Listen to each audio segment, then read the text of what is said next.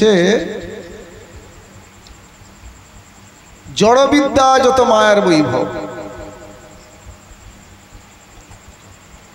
এই বিদ্যেগুলো আমাদের জড়বিদ্যা।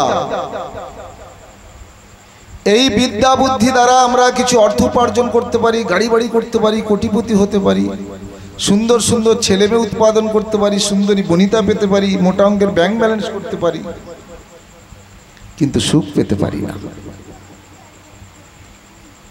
শান্তি পেতে পারি না। দেখবেন, প্রমাণ করে নেবেন। এখানে অনেক মায়েরা আছে ভজনাশ্রয়ী, প্রসাদ ভোজী, এনাদেরকে জিজ্ঞাসা করুন। আমার মনে হয় এনারা খুব গরিব, মানে দারিদ্র সীমারও নিচে দেখে মনে হয়।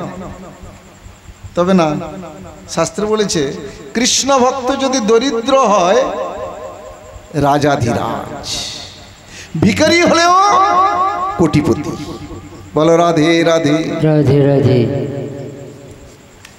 একজন কৃষ্ণ ভক্ত বা ভক্তকে বলবেন, মা তুমি কেমন আছো? বলে বাবা,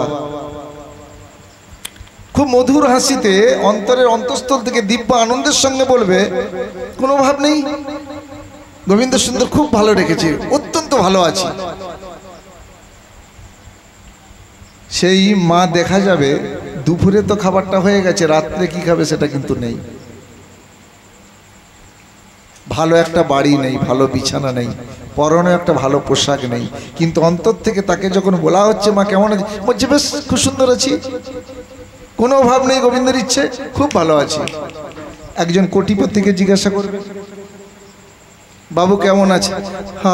আরে কেন বলো, আছি আর কি, ওই আর কি, মরে বেঁচে আছি। আমার কথাগুলো প্রমাণ করে নেবেন। দ্বাদশ সঙ্গে তিলকধারী, কণ্ঠে মালাধারী, জপাশ্রয়ী, প্রসাদ ভোজী শুদ্ধ কৃষ্ণ ভক্তকে জিজ্ঞাসা করবেন, অনাবিল আনন্দের সঙ্গে নির্দ্বিধায় নিঃসংকোচের অন্তরের অন্তঃস্থল থেকে বলবে যে আমার মতো সুখী মনে পৃথিবীতে আর কেউ নেই। কোটিপতিকে জিজ্ঞাসা করবেন, চোখের জলে নাকের জলে ভাসিয়ে দেবে। বলো রাধে রাধে। কৃষ্ণ ভক্তি আছে যার, সকল দেবতা বন্ধু তার, সবে মিলে করে সম্ভাষণ, নির্ভর করে যে নির্ভয়ে থাকে সে। ভক্ত তো আত্মসমর্পিত ভক্ত, তার আবার কিসের ভয়? তার আবার কিসের ভয়?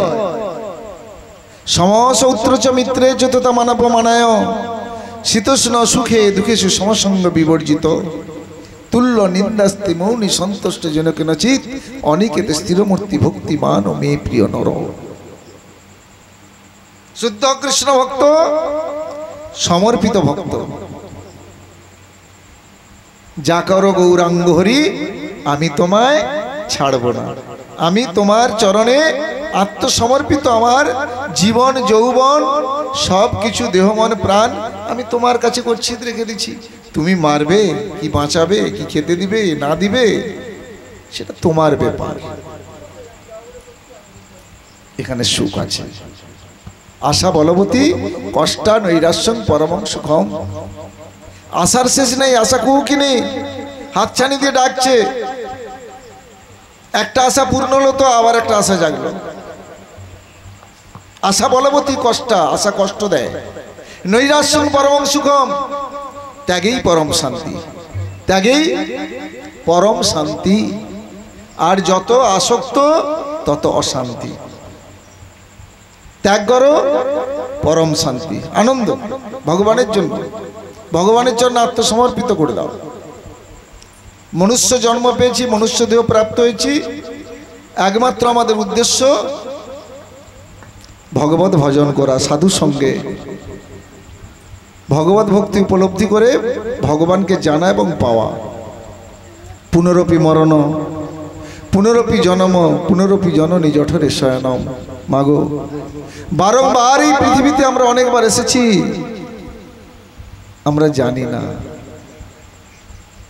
আমরা জানি না, কিন্তু এসেছি, বহু বহু দেহ প্রাপ্ত হয়েছি, কিন্তু এমন সুন্দর সুদুর্লভ মনুষ্য দেহ প্রাপ্ত হই না।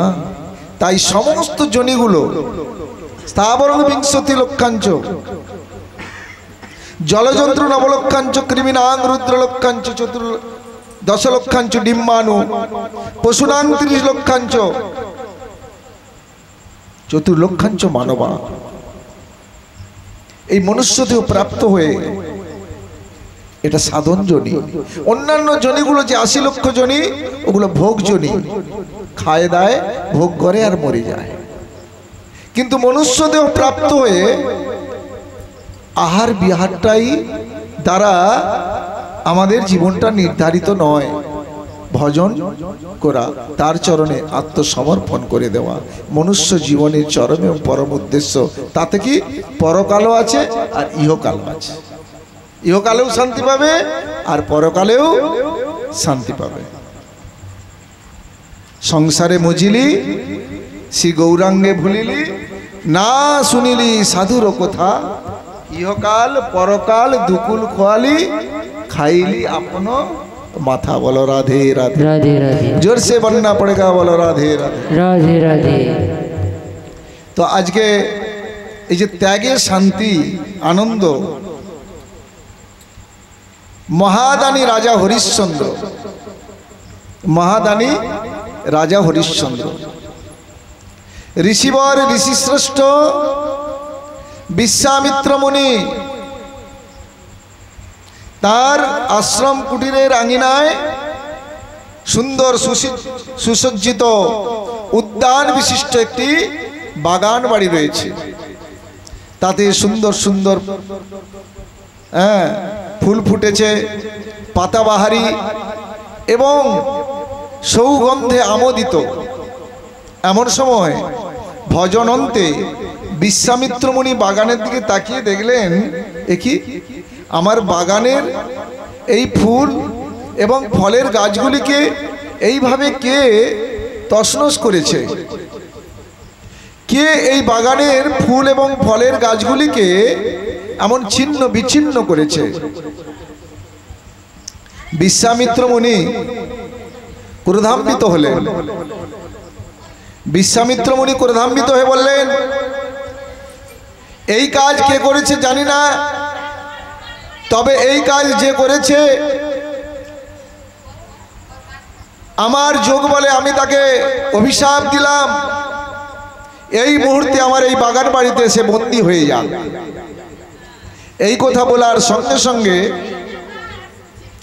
5 জন স্বর্গের অপ্সরী, তারা স্বর্গ থেকে মর্তে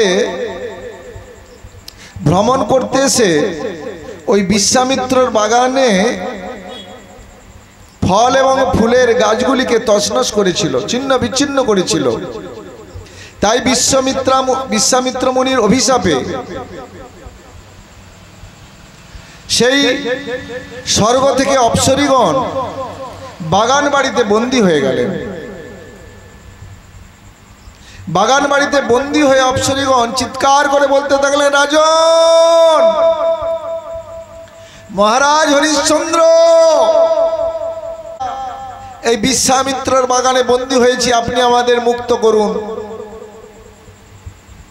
আমরা বড় নিরুপায় অসহায়, আমরা স্বর্গের অপ্সরী, আপনি পারেন সূর্য বংশজাত রাজা হরিশ্চন্দ্র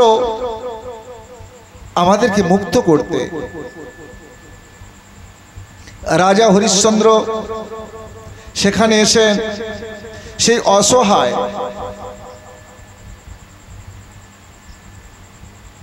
5 জন অপ্সরীকে সেখান থেকে মুক্ত করে দিলেন। বিশ্বামিত্র মুনি দেখলেন যে 5 জন অপ্সরী নেই, কি ব্যাপার? মহারাজ হরিশ্চন্দ্র, অপ্সরীগণ গেল কোথায়? বলছে তাদের উৎকণ্ঠা, আকুলতা, ব্যাকুলতা, চিৎকার আমার হৃদয়কে বড় দ্রবীভূত করেছে, তাই আমি তাদেরকে মুক্ত করে দিয়েছি। বিশ্বামিত্র মুনি বললেন, বাহ, তোমার এত বড় স্পর্ধা আছে কোথা থেকে? আমার অনুমতি ছাড়া, আমাকে জিজ্ঞাসা না করে তুমি তাদেরকে মুক্ত করে দিলে। শোনো, আমি তোমায় অভিশাপ দেব। রাজা হরিশ্চন্দ্র বললেন, ঋষিবর, আমার অপরাধ হয়েছে, কিন্তু তার বিনিময়ে আপনি কি চান? আপনার বাগান বাড়ির ফুল এবং ফুলের গাছগুলি ছিন্ন বিচ্ছিন্ন হয়েছিল, বলুন আপনি কি চান তার পরিবর্তে? আমি আপনাকে তাই দেব। মুনিশ্রেষ্ঠ বিশ্বামিত্র মুনি বললেন, বাহ, মনে মনে ভাবছেন তুমি তো মহাদানী, তাই তোমার অহংকার আছে, ঠিক আছে, তুমি তাহলে ত্রিসত্য পালন করো, আমি যা চাইব তাই দেবে। তখন রাজা হরিশ্চন্দ্র বললেন, আমি ত্রিসত্য পালন করলাম, আমি দেব দেব দেব। বিশ্বামিত্র মুনি বললেন, দাও তবে তুমি শশাগোরা, রাজত্বের রাজা তুমি, দাও তোমার রাজত্ব আমায় দাও, আমায় দান করো রাজত্ব। রাজা হরিশ্চন্দ্র বললেন, আমি রাজা, সূর্য বংশজাত রাজা হরিশ্চন্দ্র, আমি যখন ত্রিসত্য পালন করেছি, ত্রিসত্য করেছি, আমি আমার বাক্য পালন করব। আমি রাজত্ব সবকিছু আমি আপনাকে দান করলাম।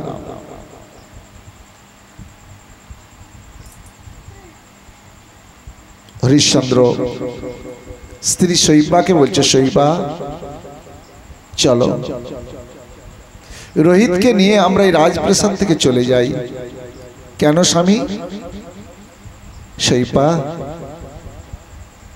এই রাজত্ব রাজপ্রাসাদে আমাদের আর কোনো অধিকার নাই, সব বিশ্বামিত্র মুনিকে দান করে দিয়েছি।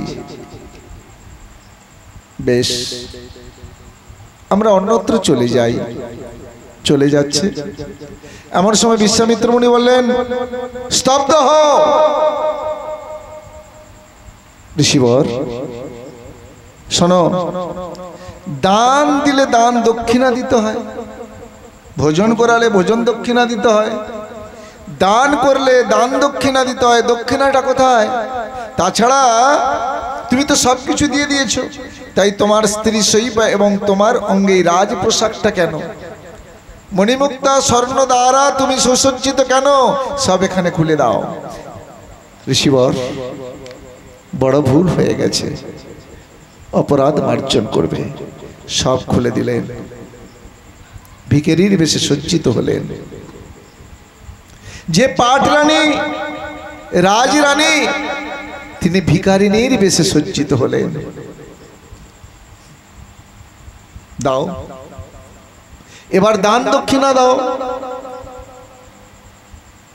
মহারাজ, আমার রাজকোষাগারে হিরে মণিমুক্ত সোনা অর্থের তো অভাব নেই, নিয়ে নিন, আপনি যত পারেন দান। বাবা বাবা বাবা বাবা, ওগুলো তোমার অধিকার আছে নাকি? তুমি তো রাজরাজ সব দিয়ে দিয়েছো, ও সব তো আমার।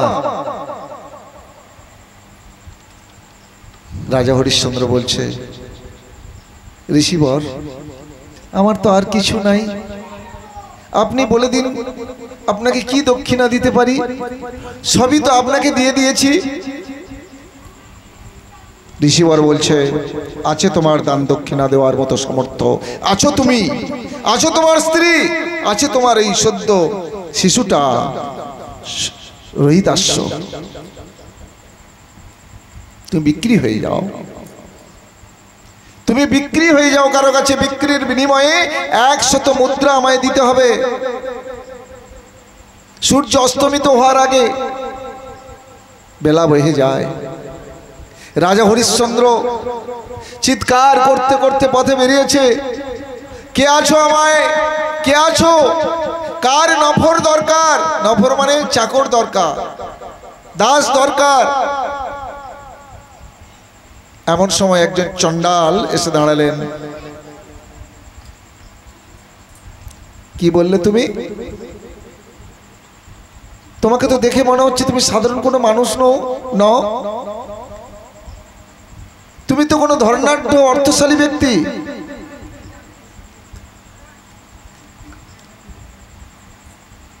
প্রভু,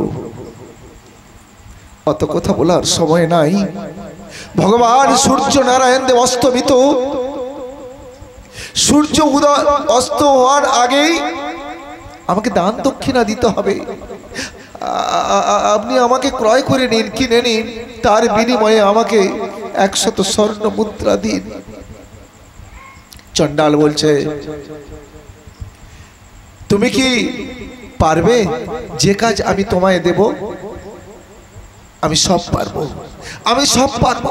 আপনি যা বলবেন তাই পারবো, কিন্তু শুধু আমার বিনিময়ে আপনি আমাকে কিনে নেন।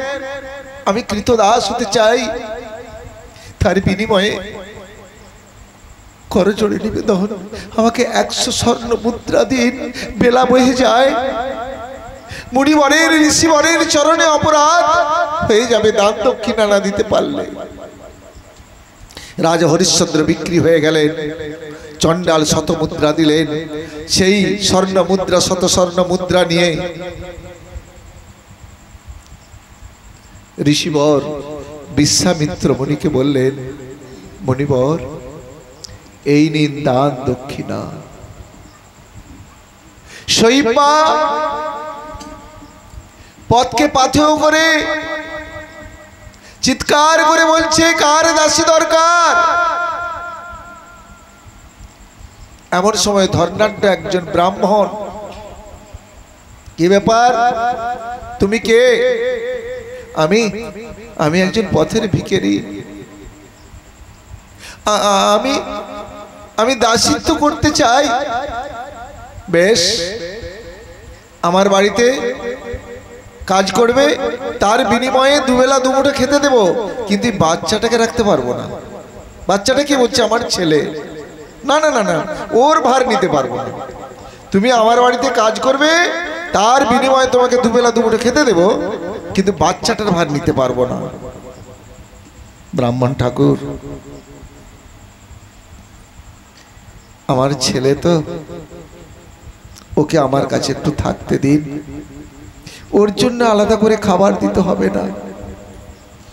আমাকে যে দুবেলা দুমুঠো দেবেন, তার থেকে আমি আমার ভাগ থেকে ওকে দেব। কিন্তু শুধু আপনার পায়ে পড়ি, শুধু ওকে আমার কাছে থাকতে দিন, ও আপনার কাজ করে দেবে, কিন্তু ওকে খেতে দিতে হবে না, আমার খাওয়ার ভাগ থেকে ওকে দেব। বেশ, এইভাবে রাজা হরিশ্চন্দ্র চণ্ডালের কাছে কৃতদাস হয়ে শ্মশানে ডমের কাজ পেল। ডমের কাজ কি কাজ? না, সব দেহ দাহ করার কাজ। আর পাটরানী রাজরানী কৃতদাসী হয়ে সেই ব্রাহ্মণের দাসত্ব স্বীকার করে সমস্ত কাজ করছে, বিনিময়ে শুধু দুবেলা দুমুঠো খেতে দেয়। তার খাওয়ার ভাগ থেকে তার একমাত্র অন্ধের যষ্টি নয়নের মনির হৃদয়ের রতন, জীবন সায়ান্নের মুখাগ্নির অধিকারী রোহিতাশ্বকে খেতে দেয়। তাতে কৃতদাসী শৈবার ক্ষুধা তৃষ্ণা দূর হয় না, সেই খাবার তার ছেলের মুখে খেতে দেয়। এমন সময় একদিন বলছে, রোহিত বাবা, তুই ফুলটা তুলে নিয়ে আয়, অনেক কাজ তো। ব্রাহ্মণ বাড়িতে নিত্য সেবা পুজোর ব্যবস্থা আছে, ফুল তোলা থেকে বাসন মাজা থেকে ঘর পরিষ্কার থেকে সমস্ত কাজ করতে হয়, তাই একা পেরে ওঠে না। ছেলেটাকে বলছে, রোহিত যা বাবা, তুই অন্তত ফুলটা তুলে নিয়ে আয়। রোহিত ফুল তুলতে গেছেন, ফুল তুলছে, তুলতে তুলতে একটি বিষধর সর্প, কালরূপী বিষধর সর্প রোহিতকে দংশন করলো। রোহিত চিৎকার করে পড়ে গেল মাটিতে, মা মা মা। একি একি রোহিত, রোহিত তুই কোথায়?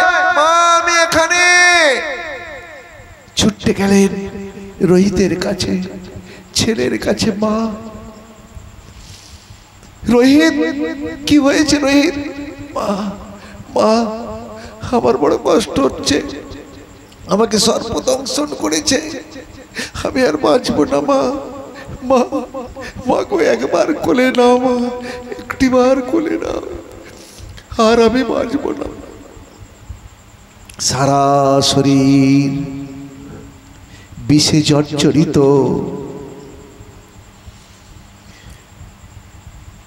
সেই পা কোলে নিলেন। সেই একমাত্র সম্বল রোহিত সেই পার কোলে মাথা রেখে মৃত্যুবরণ করল। সেই পা রোহিতের মৃত্যু যন্ত্রণায় তীর বেধা পাখির মতো ছটফট করতে লাগলো। রোহিত বাপ, তোকে দেখেই আমি বেঁচেছি, তুইও ছেড়ে চলে গেলি। তুই যে একমাত্র আমার শেষ সম্বল, তোর জন্যই তোমার বেঁচে থাকা। জানিস তো রোহিত, আমি উপোস থাকতাম, আমার খাওয়া তোকে খাওয়াতাম। রোহিত তুই যখন বলতিস মা তুমি খাবে না, আমি তোকে মিথ্যে করে বলতাম রোহিত আমার ক্ষুধা পায় না, কিন্তু তোকে আমি জানতে দিতাম না। আমি বড় মিথ্যাবাদী রোহিত, মা হয়ে তোকে মিথ্যা কথা বলতাম, কারণ আমি যদি বলি তাহলে তোর যে পেট ভরবে না। আমি তোকেও হারালাম। মৃত সন্তানকে কোলে নিয়ে ব্রাহ্মণের কাছে ছুটে গেলেন। ব্রাহ্মণ ঠাকুর, আমার রোহিত মারা গেছে, আপনি অন্তত এর সৎ কাজ করার জন্য ব্যবস্থা করেছেন, এর দেহটা দাহ করার জন্য। না না না, তা হবে না, হবে না, হবে না। ওই তোমার ছেলেকে গঙ্গার জলে ফেলে দাও,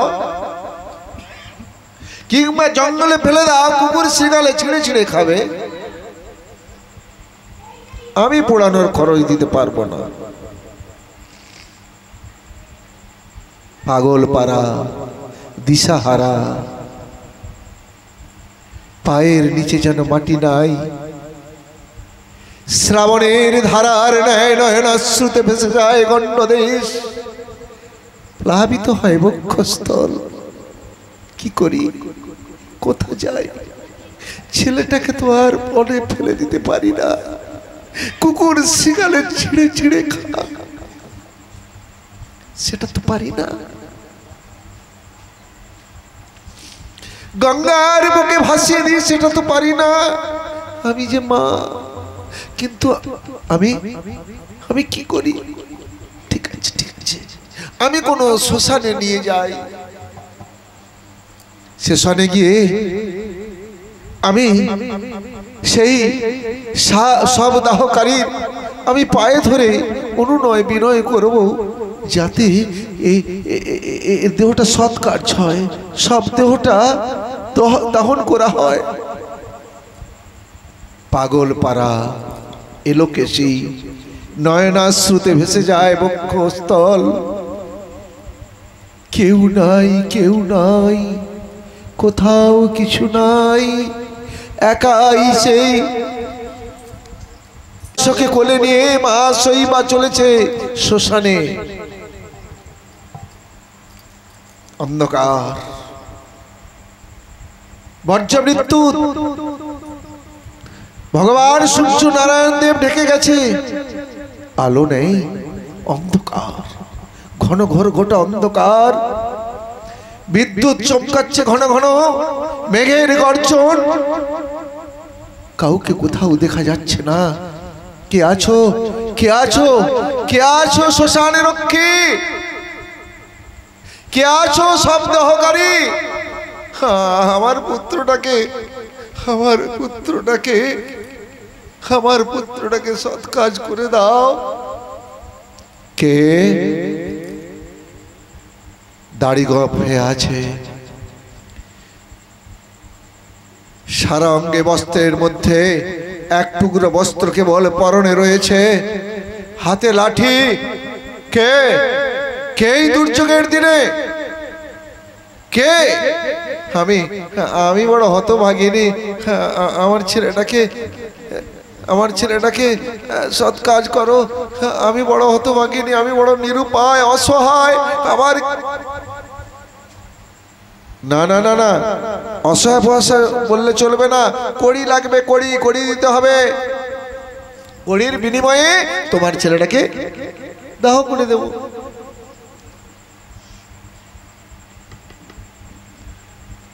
শ্মশানে রক্ষী, সব দাহকারী, আমি করজোড়ে আপনার পায়ে পড়ি। আমার কোনো কড়ি নেই, কেবলমাত্র একমাত্র সম্বল, সেও চলে গেছে। আপনার পায়ে পড়ি, আমার কড়ি নাই, আমার সন্তানটাকে আপনি সৎ কাজ করে দিন। না না, হবে না, কড়ি ছাড়া পোড়ানো যাবে না। দুঃখে যাদের জীবন গোড়াবা, তাদের আবার দুঃখ কিসে? দুঃখ যখন আসে না, এইভাবেই আসে। কান্না করছে শৈবা, মৃত পুত্রকে কোলে নিয়ে। মেঘের গর্জন, বিদ্যুতের চমকানি, আর ঘন ঘর গোটা অন্ধকার হয়ে আসছে চারিদিক। চোখে দেখছে অন্ধকার, শুধু অন্ধকার, শুধু অন্ধকার। এমন সময় অসহায়, নিরুপায় দেখে তখন সেই চণ্ডাল রূপী কে? শবদাহকারী স্বয়ং হরিশ্চন্দ্র রাজি হলো। দাও দাও, তবে তোমার ছেলেকে পুড়িয়ে দিই। যেই না বিদ্যুৎটা চমকে উঠছে, শৈবার মুখখানা, রোহিতাশ্বর মুখখানা দেখতে পেয়েছে। কি? কে? কাকে আমি দেখছি? কাকে দেখছি? কে? এ তো আমার ঠিক রোহিতের মুখের মতো, সেই চোখ, সেই মুখ, সেই ঠোঁট, সেই রং। ও না না না না না, আমার রোহিত এখানে কেন আসবে? আসলে আমার রোহিতের মতোই দেখতে আর কি। আবার বিদ্যুৎ চমকে উঠছে। কি? শৈবার দিকে চোখটা গেছে। কি? শৈবার মতো দেখতে কেন? কিন্তু আর তুমি দেখতে পাচ্ছেন অন্ধকার। ওগো বিদ্যুৎ, তুমি আর একবার চমকে ওঠো। আলো বলতে তো কিছু নেই, বিদ্যুতের আলোতেই দেখা যাবে। ওগো বিদ্যুৎ, তুমি আর একবার চমকে ওঠো, চমকে ওঠো, আমি ভালো করে দেখি। আবার বিদ্যুৎ চমকে উঠছে। কি? শৈবা, তুমি কে? কে তুমি? শৈবা, তুমি আমাকে চিনতে পারছো না? তুমি আমাকে চিনতে পারছো না? চেনার কোনো দরকার নেই, যাও, তুমি চলে যাও। তোমার পুত্রকে আমি দাহ করে দিই। আবার বিদ্যুৎ চমকে উঠছে। রাজা হরিশ্চন্দ্র শৈবাকে চিনতে পারলেও শৈবা চিনতে পারছে না তার স্বামী রাজা হরিশ্চন্দ্রকে। কেন চিনতে পারছে না? গোপ দাড়ি হয়ে গেছে তো, জীর্ণ শীর্ণ শরীর, সেই রাজার দেহ নাই, পূর্বের দেহ নাই, কিন্তু কণ্ঠস্বরটা আদো আদো চিনতে পারছে। কে কে তুমি? তখন রাজা হরিশ্চন্দ্র থাকতে পারলেন না, বলছেন সইবা, সইবা, আমি সেই হতভাগ্য বাবা, রোহিতের বাবা, তোমার স্বামী। আমার মতো নিষ্ঠুর আর কে আছে বলো?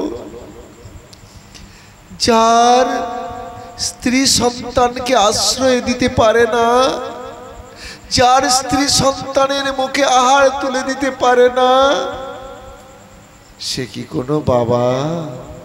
সে কি কোনো কারো স্বামী হওয়ার দাবিদার হতে পারে? শৈবা, এসো শৈবা, আমরা দুজনে মিলে আমাদের রোহিতাশ্বকে আমরা আমরা সৎ কাজ করি।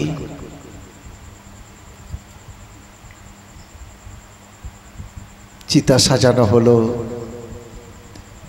স্বামী স্ত্রী দুজনেই চিতাতে তুলে দিলেন, অগ্নি সংযোগ করবে। এমন সময় ভগবান শ্রীহরি চতুর্ভুজ নারায়ণ রূপে সেখানে উপস্থিত হয়ে বলছেন, মহারাজ হরিশ্চন্দ্র। কে কে তুমি? একি প্রভু, তুমি এসেছো? কেন এসেছো? কিসের কারণে এসেছো? কি দরকার? এসেছি এসেছি এসেছি তোমার, তুমি পরীক্ষায় উত্তীর্ণ হয়েছো। পিছনে আসছে সেই মুনিশ্রেষ্ঠ, ঋষিশ্রেষ্ঠ ঋষিবর বিশ্বামিত্র। হরিশ্চন্দ্র, একই ঋষিবর,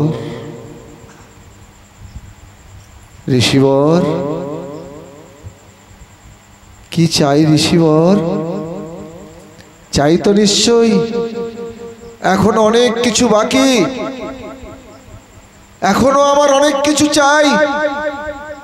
কি চাই মণিবর? আজকে চাই, আজকে তোমার কাছে আমি চাইতে এসেছি, যা দিয়ে তো তার চেয়ে অনেক কিছু বেশি চাইতে এসেছি। অনিমেষ নয়নে অপলক দৃষ্টিতে শৈবা আর রাজা হরিশ্চন্দ্র ঋষি শ্রেষ্ঠ বিশ্বামিত্র মুনির মুখের দিকে তাকিয়ে আছে। বলুন, আর কি চাই? আমাদের মৃত্যু, এইটাই তো আমার কাম্য। না না, তার চেয়ে কিছু বেশি, তার চেয়ে বেশি আর কি আছে? আছে, অনেক কিছু আছে তোমার কাছে, সেটা আমায় দাও। আমি আজ তোমার কাছে এসেছি, দণ্ডায়মান হয়েছি করজোড়ে, আমি এসেছি তোমার কাছে কললগ্নিকৃত আসে। আমি ক্ষমা প্রার্থী হয়ে এসেছি, তোমাকে ক্ষমা ভিক্ষা দিতে হবে। বলো রাধে রাধে। একই বলছেন, একই বলছেন ঋষিবর, একই বলছেন। আপনি কেন আমার কাছে ক্ষমা প্রার্থী হবে? আপনি ঋষিবর, আপনি যা করেছেন আমার মঙ্গল। না না, আমাকে ক্ষমা করে দাও রাজা হরিশ্চন্দ্র, আমি ক্ষমা প্রার্থী, আমাকে ক্ষমা করে দাও। তোমার রাজ রাজত্ব সব কিছু আমায় তোমাকে ফিরে দিতে এসেছি। চতুর্ভুজ নারায়ণ বলছে, ঋষিবর,